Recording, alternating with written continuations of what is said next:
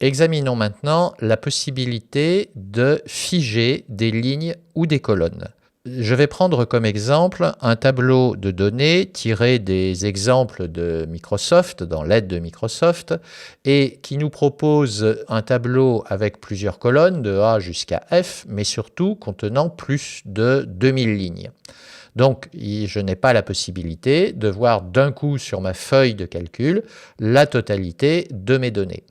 Or, ce tableau possède en première ligne une ligne d'entête, le Product ID, Product, catégorie, etc. en anglais.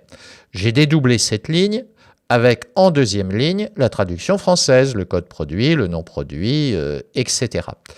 Je souhaite que ces entêtes puissent rester affichées en permanence, alors que actuellement, si je me déplace vers le bas, je prends par exemple tout à fait en bas à droite de ma feuille de calcul la petite flèche noire de l'ascenseur et je descends dans mes données et je constate que mes entêtes, bien sûr, ont disparu. Je remonte mon ascenseur avec pavé gris, voilà, et je retrouve mes premières lignes.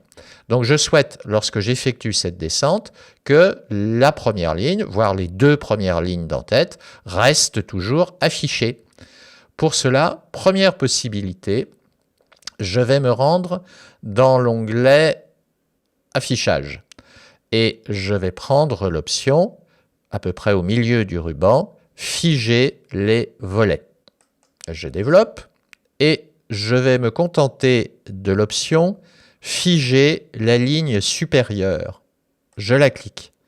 Je vois apparaître entre les lignes 1 et 2 un trait gris qui est un peu plus foncé que sur les autres lignes, qui me montre qu'il y a une séparation à cet endroit. Avec ma souris, cette fois au lieu d'utiliser l'ascenseur, je prends la molette de la souris et je la fais tourner afin de descendre dans mon tableau. Et je vois que ma première ligne reste figée, la première ligne d'entête est toujours visible. Annulons ce fractionnement, toujours dans l'onglet Affichage. Je prends l'option Figer les volets, je développe et je valide Libérer les volets. Et ce fractionnement a disparu. En fait, ma question c'était, je veux figer les deux premières lignes et pas seulement la première. Donc je vais me positionner maintenant en B2, alors 2, même un petit peu plus bas, en B3. Pourquoi? Parce que ça veut dire, eh bien, ce qui est au-dessus de la ligne 3 devra être figé, et ce qui est à gauche de la colonne B devra aussi être figé. Je retourne dans l'onglet Affichage dans la commande Figer les volets, et cette fois, je vais prendre l'option Figer les volets. Et le figeage de ces lignes et colonnes commencera juste avant la cellule active. Je teste à nouveau la molette de ma souris, je descends, et j'ai bien mes deux premières lignes qui restent figées.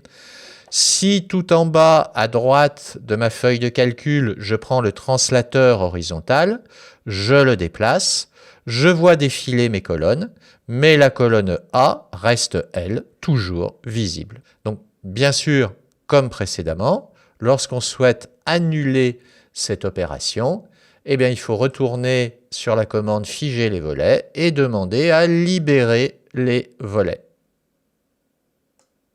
Ce qui est fait, et je retrouve maintenant un fonctionnement normal de ma feuille de calcul.